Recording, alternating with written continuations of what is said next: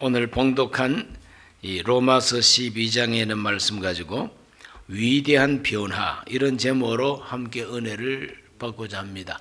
제목을 한번 기억합니다. 위대한 변화. 흐르는 물은 썩지 않는다는 말이 있어요.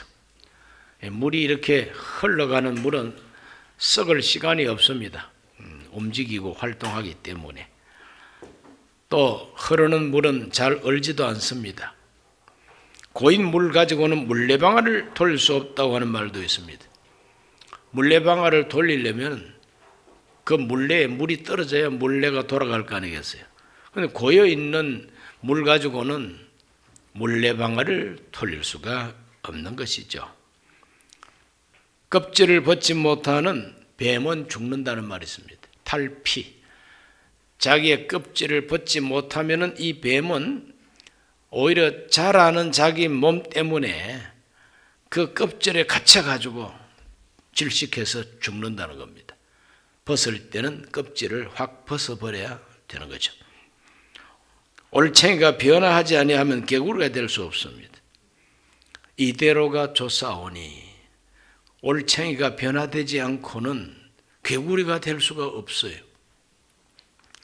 그래서 무릇 모든 동식물들 그리고 생물까지라도 뭔가 변화되지 않고는 하나님이 원래 창조할 때 계획하신 그 완전한 모습을 갖출 수가 없는 것입니다.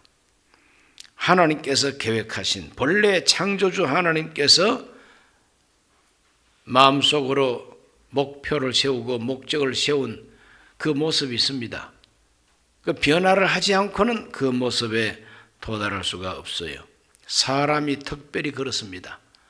언제나 어린 아기가 되어서 엄마 아빠 앞에서 짝짝꿍만 하고 있으면 되겠습니까? 나이가 40, 50이 되는데도 아직까지 엄마 앞에서 짝짝꿍 하면은 괴물이지 어떻게 자식이라고 할 수가 있겠어요? 그러므로 변화되는 과정, 자라는 과정, 성숙해 가는 과정이 있어야 됩니다. 그러면 성숙하지 못했을 때의 모습은 버려야 되는 것이죠. 탈피해야만 되는 것입니다. 변화되지 않고는 성숙한 자리에 올라설 수가 없습니다. 우리 신앙 세계도 똑같습니다. 우리 신앙 세계도 초신자 때의 마음만 가지고는 안 됩니다. 자라야 됩니다. 또 우리 생각하는 것과 우리 아는 지식, 이 모든 세계가 깊어져야만 됩니다. 넓어져야만 됩니다. 더 정확해져야만 됩니다. 그래야만이 하나님께서 본래 우리 인간을 창조할 때 계획하시고 또 내 개인을 향하신 하나님의 뜻이 이루어지게 되는 것입니다. 변화되지 않고는 성숙할 수 없고 변화의 과정을 겪지 않고는 하나님이 기뻐하는 목표를 달성할 수가 없습니다. 그래서 오늘 읽은 로마서 12장 2절을 보시면은 너는 이 세대를 본받지 말고 오직 마음을 새롭게 함으로 변화를 받아 하나님의 선하시고 기뻐하시고 온전하신 뜻이 무엇인지 분별하도록 하라 그랬어요. 하나님은 기뻐하시는 뜻이 있고 하나님께서는 선하신 뜻이 있고 온전하신 뜻이 있습니다. 그 온전하신 하나님의 뜻을 발견하고 그 뜻에 맞는 내 인생, 그 뜻에 맞는 내가 되어야 나는 성공적 인생이라고 할 수가 있겠습니다. 그러므로 이 세대를 본받지 말고 할 때 이 세대가 어떤 세대입니까? 이 세대를 본받지 말고 하나님을 떠난 불신앙의 세계도 이 세대입니다. 하나님을 떠난 불신앙의 세계도 이 세대고 뿐만 아니라 믿음의 세계 안에 들어왔다 하지만 성숙하지 못하고 발전하지 못하고 깨닫지 못한 미숙한 그 세대도 이 세대입니다. 게으르고 나태하고 부족한 대로 그냥 전향 이렇게 신앙생활을 하겠다고 하면은 역시 그것도 우리가 본받지 말아야 할 세대라 이렇게 말할 수가 있습니다. 그러므로 하나님의 뜻에 맞도록 하나님의 선하시고 온전하시고 기뻐하시는 뜻이 무엇인가 분별하고 또 그걸 분별하기 위해서 늘 새로워져야 되고 변화를 받아야 된다는 것이죠. 우리 기독교 역사가 지금 굉장하게 오래되었습니다. 예수님이 부활승천하시고 사도들이 예루살렘에서 전도하면서부터 시작된 이 교회, 하나님의 부르심을 받은 성령 받고 예수 믿는 이 교회가 탄생한 지가 지금 2000년이 넘었습니다. 2000년이 넘는 이 기독교의 장관 역사 속에 큰 변화가 있었습니다. 아주 위대한 변화가 한 번 있었어요. 그 변화가 바로 1517년 10월 31일 독일 북쪽 작센주라고 하는 그 주에 비텐베르크라고 하는 도시가 있습니다. 그 비텐베르크 성당 그 문에다가 로마 교황청을 향해서 95개의 반박문을 내걸었습니다. 이 반박문이라고 하는 것은 로마 캐토릭의 지시와 명령과 로마 캐토릭이 정한 이 교리는 따를 수가 없다. 이것은 토의를 하고 회의를 하고 토론을 해봐야 된다. 그러므로 이와 같이 95개가 되는 이 의문점을 내놓고 교황청에다가 대표를 보내라. 나하고 한번 토론하자. 나하고 한번 이야기를 한번 해보자. 그래서 누구 말이 더 옳은지, 어떠한 것이 더 하나님 뜻에 맞는 것인지, 하나님이 선하시고 기뻐하시고 온전한 뜻이 무엇인지 한번 서로가 만나서 토의하자. 이와 같이 반박문을 내걸었습니다. 그것을 가리켜서 종교개혁의 시작이라고 그렇게 평가를 하죠. 1517년. 그래서 바로 내일 10월 31일이죠. 마틴 루터가 반박문을 내걸었던 바로 그 해로부터 503년이 되는 날입니다. 503년.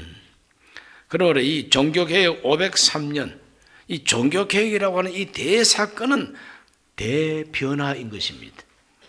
뭔가 새로워지는 큰 변화가 바로 종교개혁이었다고 하는 것을 우리가 알게 됩니다. 오늘날과 같은 이런 우리 개신교 교회가 생겨나게 되고 또 이 개신교의 교리를 중심으로 신앙생활이 형성이 되고 이 모든 것은 바로 이 마틴 루터가 일으킨 종교개혁 바로 그 열매인 것입니다. 역사 속에 이 거대한 변화를 경험을 했습니다. 본받지 말라고 그랬죠. 그러므로 마틴 루터 시대에 마틴 루터가 본받지 말아야 할 이 세대는 바로 로마 캐토릭 세대인 것입니다. 교황의 세대인 것입니다. 그러므로 이 교황의 가르침과 로마 카톨릭의 그 권력, 종교 권력 세대, 이걸 본받지 말라. 그걸 본받을 수 없다고 내걸었던 것이 95개조 반박문인 것입니다. 세상 한편 구석에서 성당 문에 갖다 붙인 반박문이 뭐가 그렇게 대단하겠습니까? 그러나 그때는 구텐베르크가 인쇄술을 발명해가지고 책을 만들어내는 시대였습니다. 또 인쇄물을 만들어서 많은 사람이 볼 수 있도록 하는 그 방편이 생겼을 때입니다.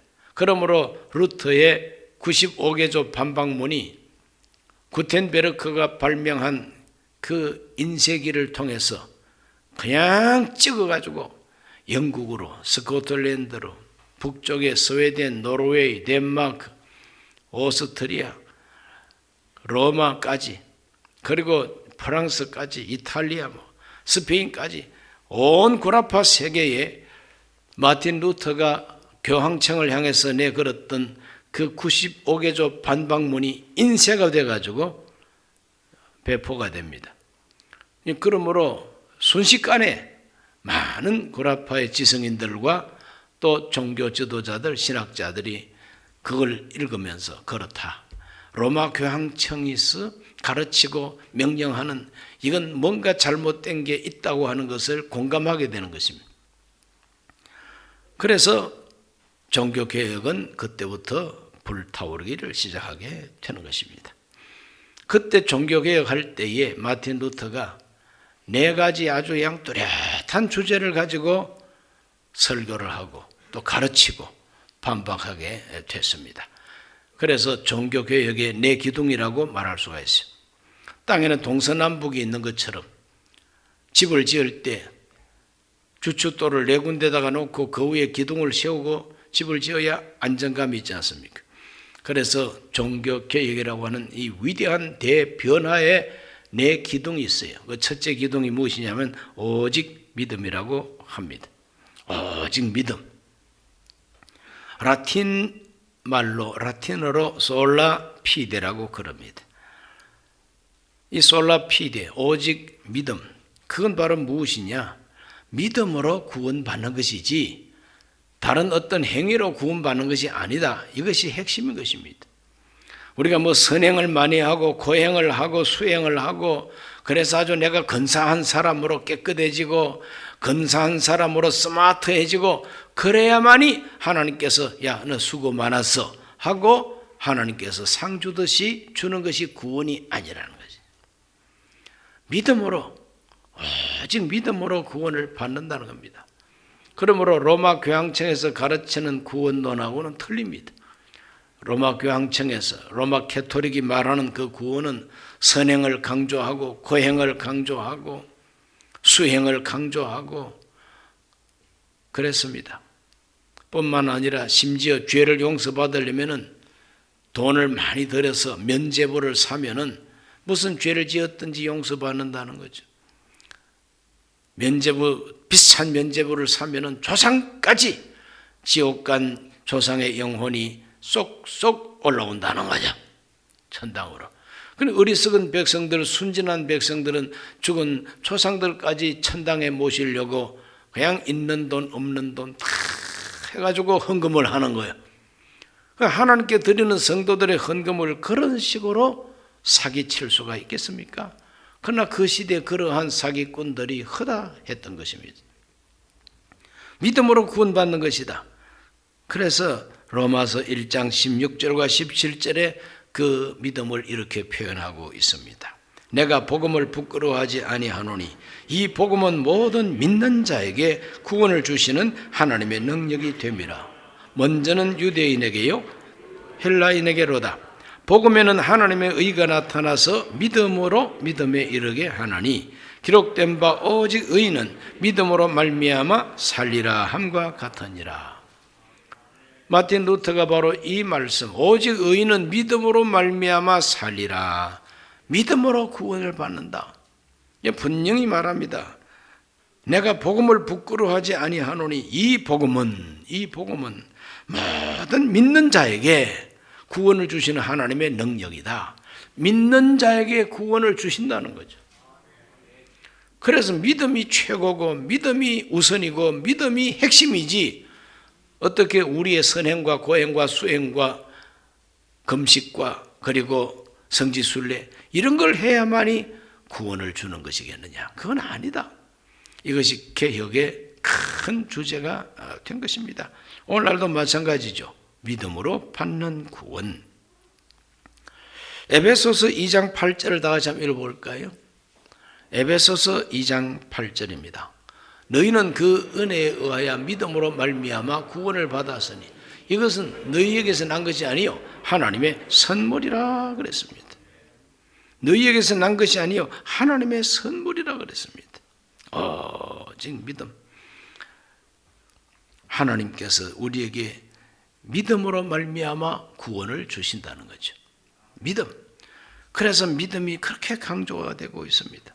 로마서 3장 27절과 28절에는 이렇게 증거하고 있습니다. 그런즉 자랑할 때가 어디냐? 있을 수가 없느니라. 무슨 법으로냐? 행위로냐? 아니라 오직 믿음의 법으로니라. 그러므로 사람이 어렵다 하심을 얻는 것은 율법의 행위에 있지 않고 믿음으로 되는 줄 우리가 인정하노라 그랬어요. 사도 바울은 로마에 있는 사람들에게 편지 쓸 때에 자랑할 데가 없다. 우리가 구원받는 것은 다른 데 자랑할 것이 있는 것이 아니라 오직 믿음으로 우리는 구원을 받는다는 거죠. 믿음으로, 오직 믿음.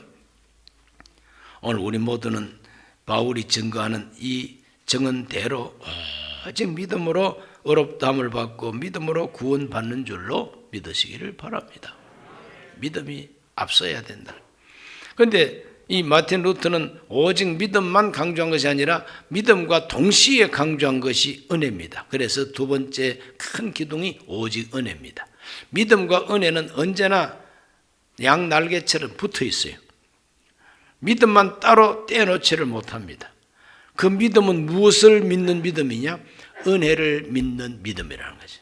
그래서 믿음과 은혜는 손바닥과 손등과도 같습니다.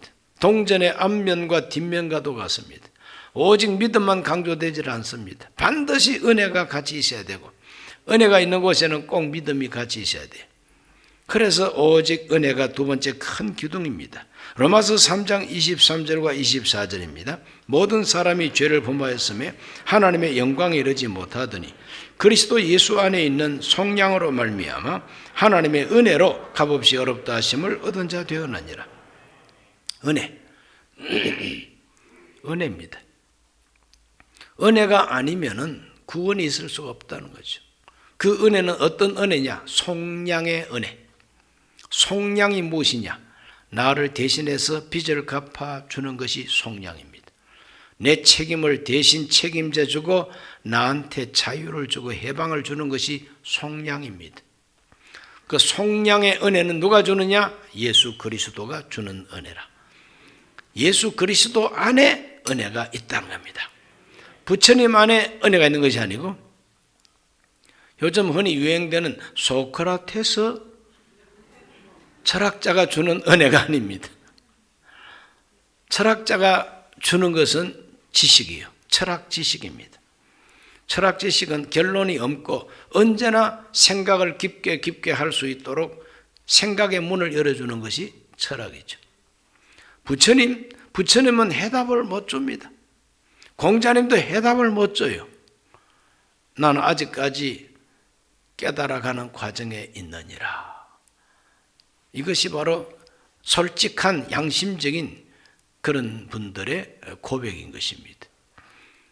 오직 은혜는 예수 안에만 있습니다. 속량은 오직 예수 안에만 있다는 거죠. 그러므로 속량의 은혜가 예수 안에만 있는데 그 예수 그리스도로 말미암는 그 은혜는 하나님의 은혜예요. 하나님께서 그 은혜를 예수 그리스도 안에다가 딱 집약해가지고 우리에게 선물로 주신 것입니다. 에베소서 2장 8절 다시 한번 읽어봅니다. 너희가 그 은혜로 인하여 믿음으로 말미암아 구원을 받았으니 이것은 너희에게서 난 것이 아니요 하나님의 선물이라. 믿음만 가지고는 구원받을 수가 없죠. 은혜를 믿어야 구원이지. 은혜가 없는데 나 혼자 믿습니다.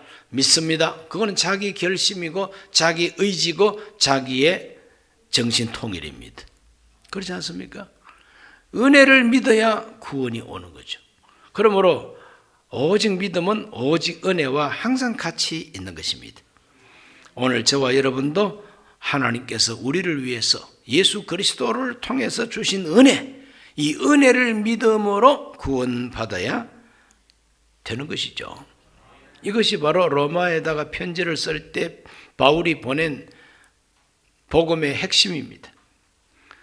옛날 사도 베드로도 오직 은혜로 받는 구원을 강조했습니다. 사도행전 15장 11절을 한번 읽어보겠습니다.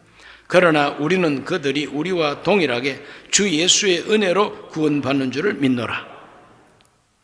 이것이 기독교 회의, 교리 회의의 결론입니다. 제1차 공의회. 사도들과 장로들이 예루살렘에 모여가지고 율법을 지키고 그리고 할례를 받아야 구원받는 것이냐? 아니면은 우리 구원을 어떻게 받는다고 이방인 교회에 가르쳐야 되느냐? 이것을 가지고 경론을 벌였습니다.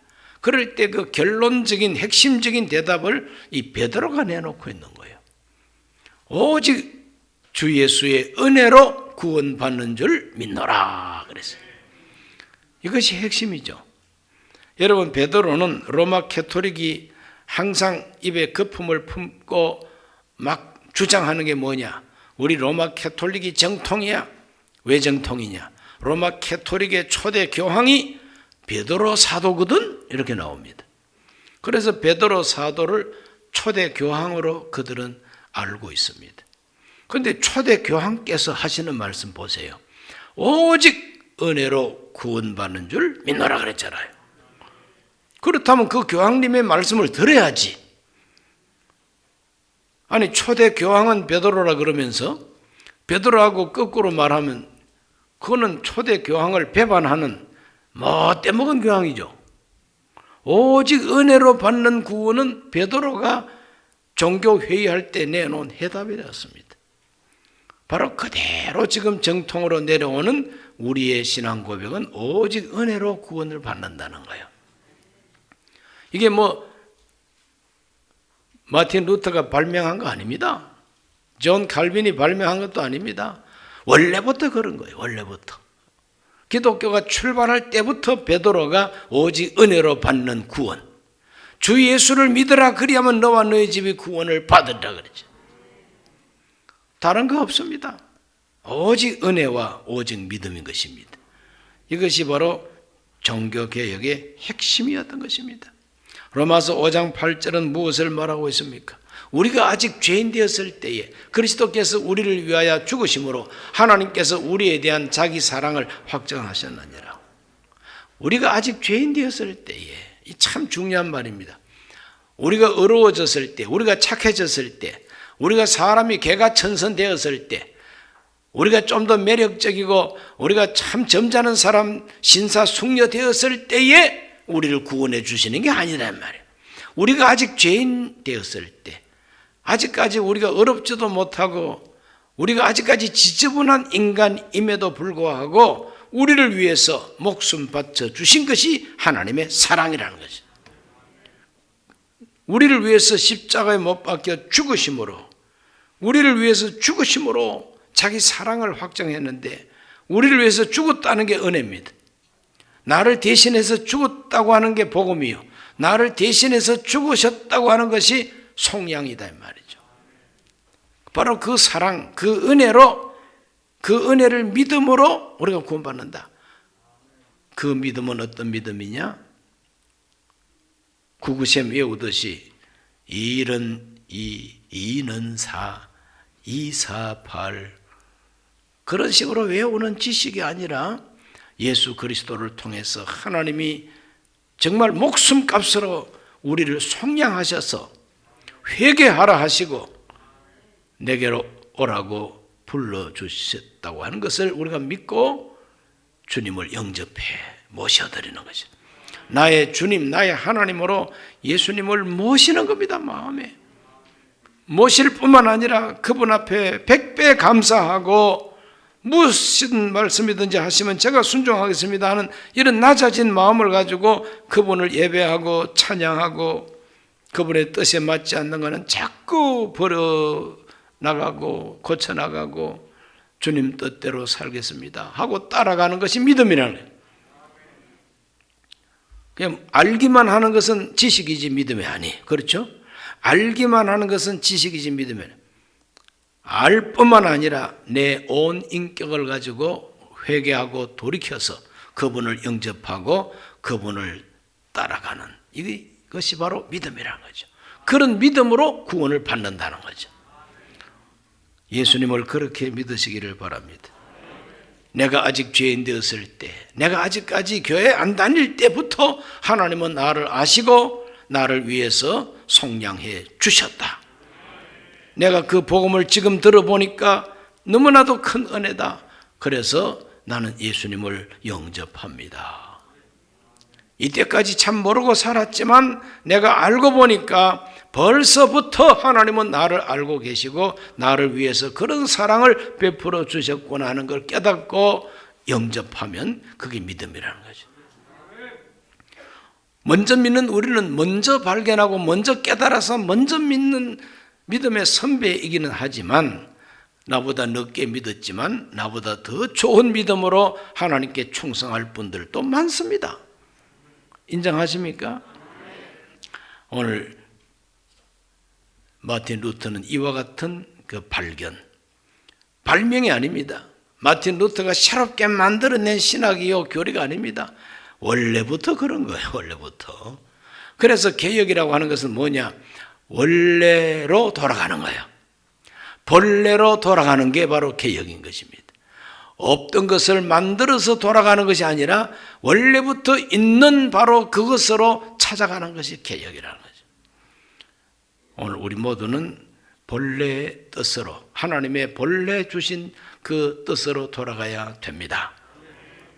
세 번째 개혁의 큰 기둥은 뭐냐? 오직 성경입니다. 솔라 스크립투라 이렇게 말합니다. 오직 성경, 오직 성경. 자, 이 은혜와 그 다음에 이 하나님을 믿는 믿음, 은혜와 믿음을 누가 말하느냐 말이에요. 누가 말했느냐가 참 중요합니다. 누가 말했느냐, 누가 은혜를 말하고 누가 믿음을 말하고 있느냐 이거죠. 로마 교황이나 신부님이 말하는 믿음이 아니라는 거죠. 어떤 신학자가 말하는 그런 은혜가 아니라는 거예요. 누가 말하는 은혜와 믿음을 우리가 믿어야 되느냐? 성경이 말하는 대로 믿어야 된다는 겁니다. 아니, 성경은 분명히 이렇게 말씀하고 있는데 왜 신부님은 이렇게 말합니까? 성경 읽어보니까 사도 베드로가 이렇게 말하고 그것이 성경에 기록이 되는데 왜 교황께서는 자꾸 이렇게 말합니까? 이것이 마틴 루터가 반박을 하고 반발을 하고 반대하고 기치를 높이 들고 아니다, 저 로마 교황청은 사탄의 소굴이다, 이렇게까지 나중에 이제 나옵니다. 그러니 뭐 교황을 보고 마귀대장이라고 막 몰아붙이는 거죠. 이게 보통 용기가 아니죠. 세상 말로 죽으려고 환장한 사람이. 그러한 용기가 없이는 개혁이 불가능한 거예요. 그런데 루터가 그런 용기를 가지고 성경이 말하는 대로 믿어야지 교황이 말하는 대로 믿으면 안 된다는 거죠. 그러다 보니까 모든 평신도들과 독일의 국민들과 구라파의 수많은 캐톨릭 이 신자들로 하여금 깨우는 겁니다. 정신 차리십시오. 그냥 교황청에서 말하는 대로 그렇게 고분고분 따라가기만 하면 착한 사람처럼 보이지만 그건 착한 동물이지 착한 크리스찬이 아니라는 거죠. 여러분, 동물농장이라는 말 들어봤습니까?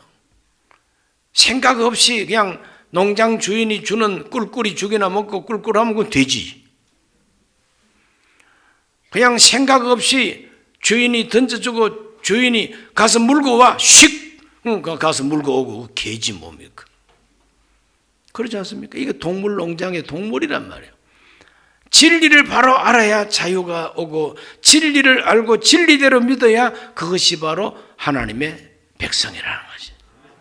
이게 종교개혁의 중요한 그 핵심인 것입니다. 그러므로 우리 예수 믿는 사람들은 오늘 이 시대에 목사가 뭐라고 말했는가 그것만 의지하면 안 돼요. 그렇죠?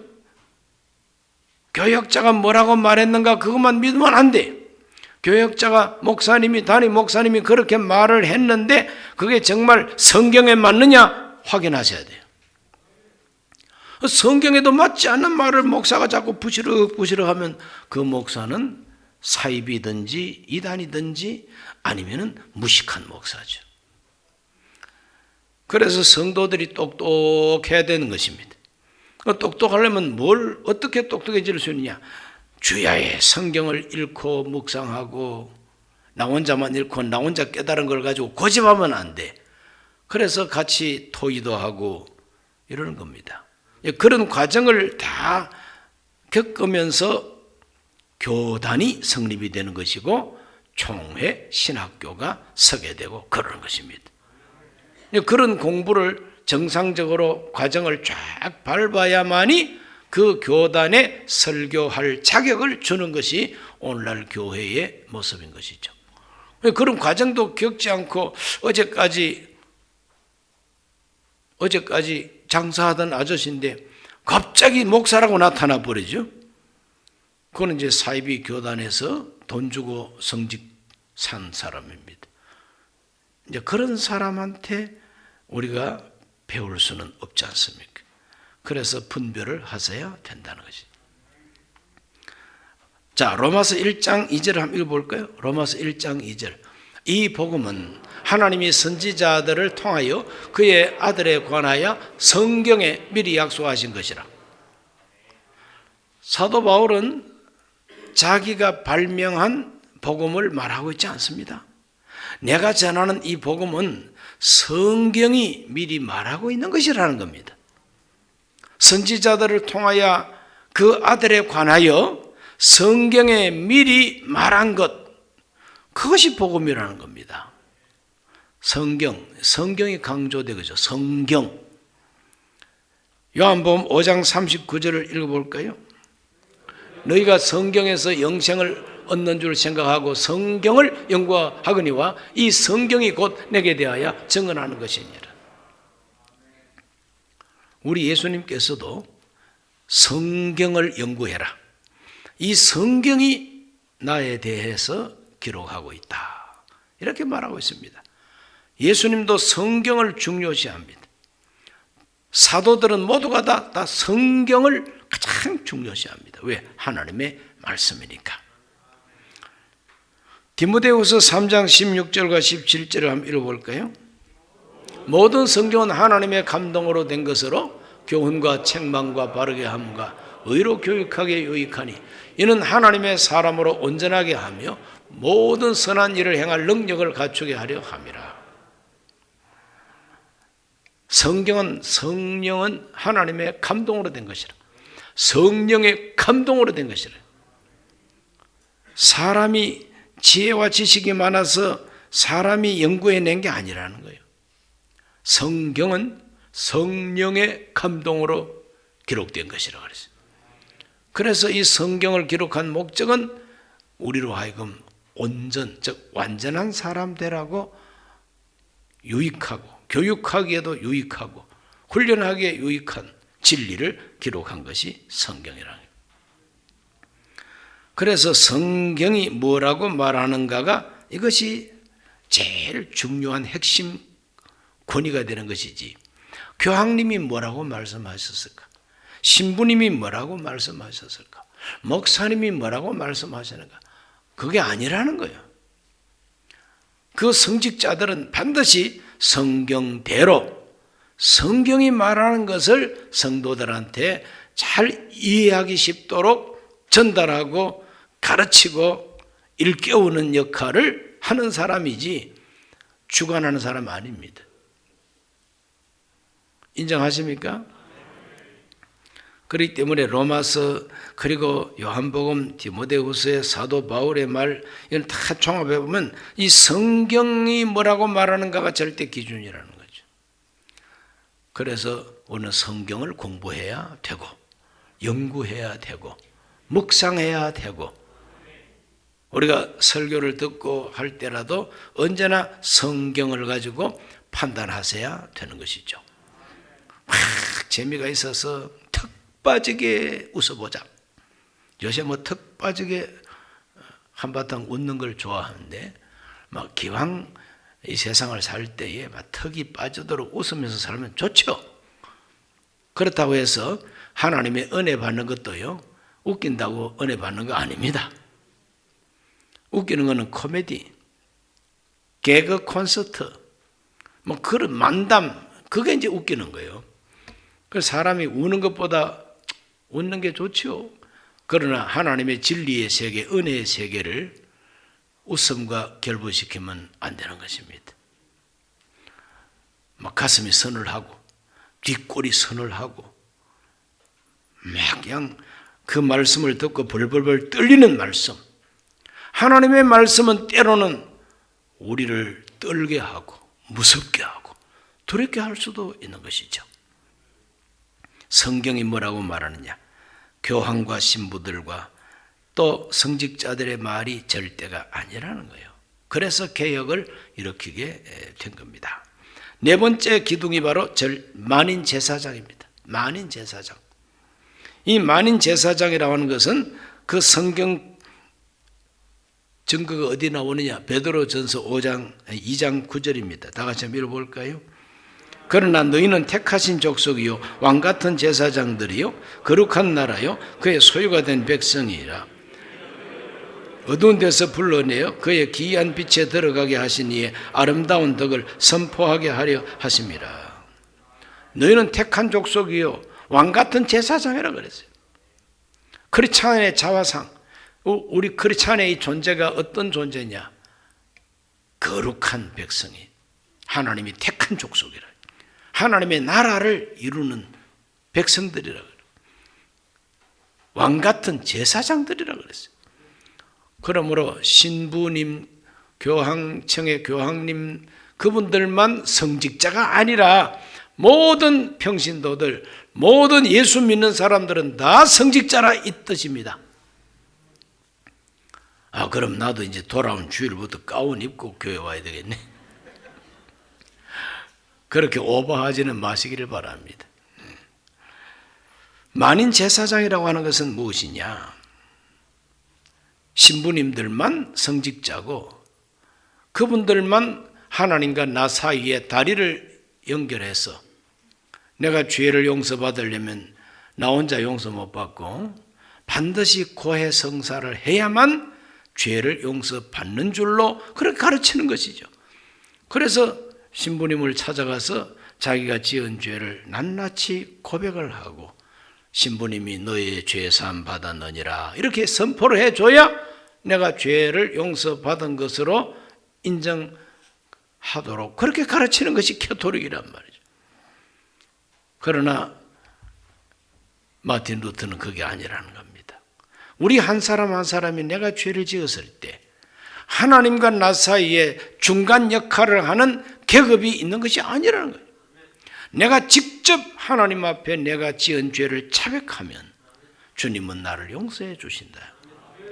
내 죄를 속죄받기 위한 이 속죄 제사와 같은 이런 의식은 나 혼자 내 스스로가 하나님을 얼마든지 만나서 용서받을 수가 있는 것이지 중간에 중보자가 있어가지고 그 사람이 다리를 연결해 줘야 되는 게 아니라요. 캐토릭은 항상 기도를 가르칠 때도 성모 마리아한테 항상 심부름 시킵니다.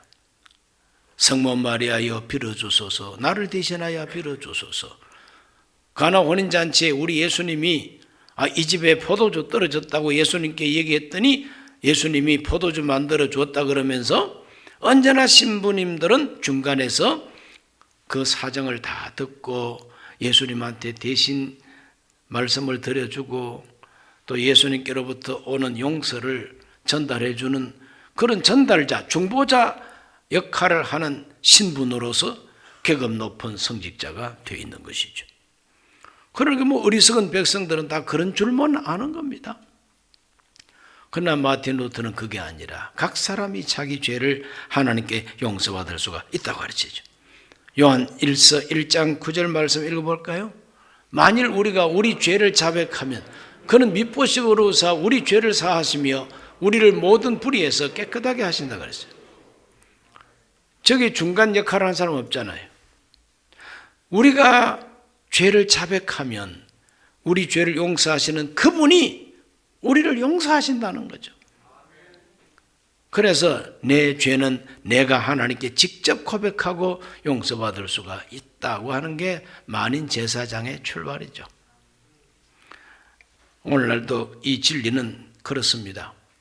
여러분께서 무슨 죄를 짓고 하나님께 용서받고 싶을 때 교구장이나 담임 목사 찾아와서 사실 이렇게 저렇게 죄를 지었으니 나를 위해서 기도해 주세요.